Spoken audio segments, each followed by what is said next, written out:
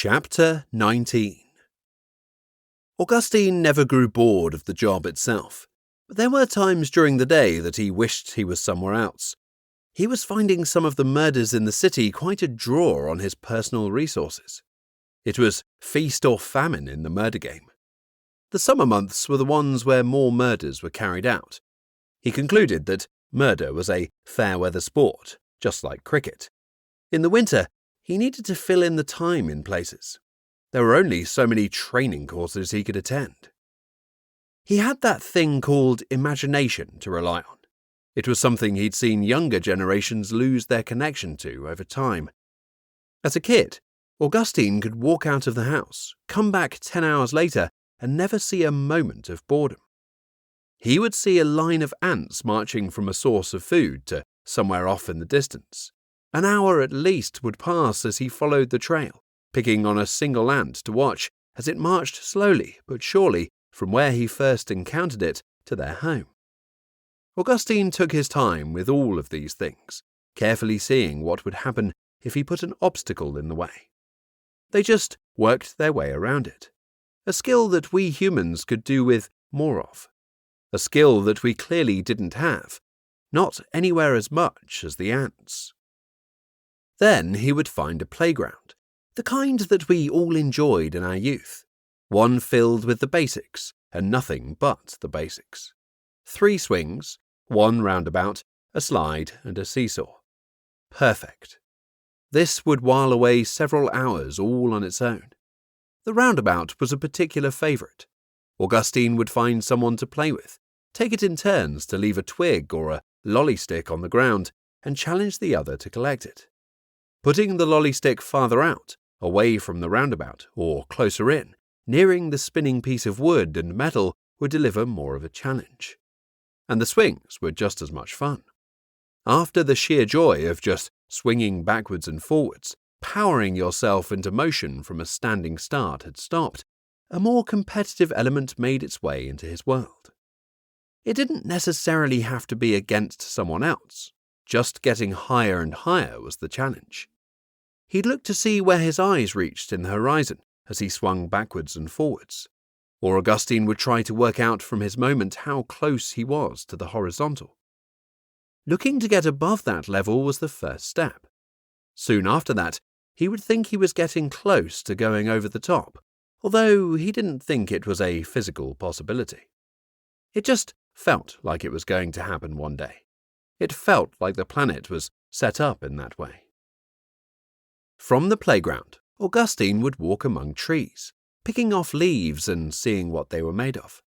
Some pulled veins out as he started at the stalk. This made a satisfying pattern on the leaf. Trying 10 of these, he soon realized that they were like snowflakes in the way that no 2 leaves were the same. That was a challenge in itself. So, Augustine started pulling scores of leaves to see if he could find a match for one that had already gone. He looked up precariously, thinking that he'd find a tree completely bald of leaves, but the trees Augustine was working with must have had tens of thousands of leaves, because even in the small section he was working with, the leaves looked as jam-packed and full of life as ever. As a kid, he felt that trees were made for climbing. Childhood living next to a wood was behind that view of the world. Augustine decided quite early on in life that every tree in the world could be climbed. You just had to find a way of making it happen. He thought he could distribute his weight differently and make himself as light as a feather if the branches of a tree were slight and looked instantly breakable. If the tree was filled with spikes, then he would tell himself that the barbs in his hand, arms and legs were temporary and wouldn't cause him any long-term harm. He was perfectly right, but they stung like mad at the time. If the tree had no branches until around 10 feet from the ground, Augustine would look for a nearby tree that would give him access to those first branches. Augustine saw himself as a tree version of Sir Edmund Hillary. His brother was Sherpa Tenzing. Together, they would conquer every tree on the planet. The tallest tree out there was their target. Inevitably, a day away from home would end with the pangs of hunger. Augustine would look at his Seiko watch, the ones with calculator inserted, like he would need access to complex mathematical answers at the drop of a hat and know that it was closing in on tea time. No mobile phones for his mum to call and remind him that dinner would be ready in half an hour. Just a hunger and a sense of time that drew him and his brother closer to home and sustenance at the right time. The consequences of missing a curfew one day might be staying in the next, and he really didn't want that. There was too much world out there to explore. His brother was now gone.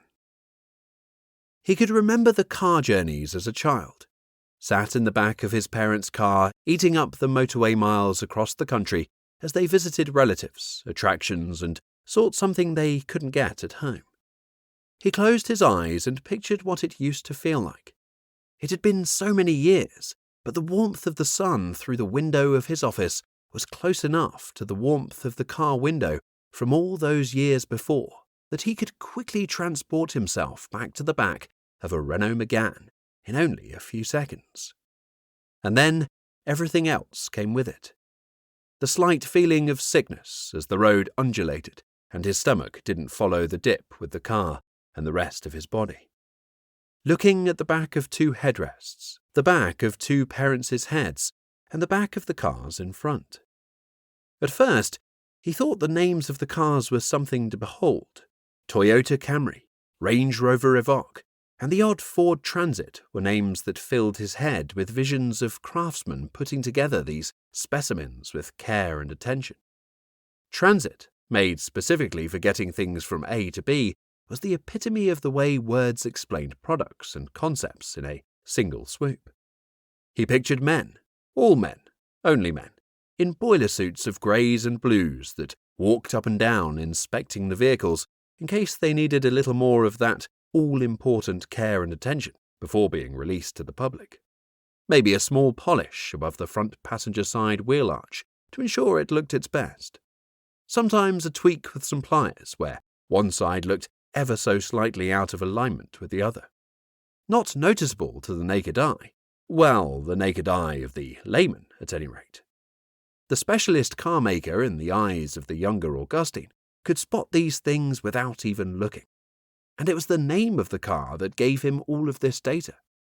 Just seeing that they had given the badge Camry or Evoque was enough for him to know that they have paid all the due care and attention that would ever be needed. They felt like names that conjured up images of power and glory.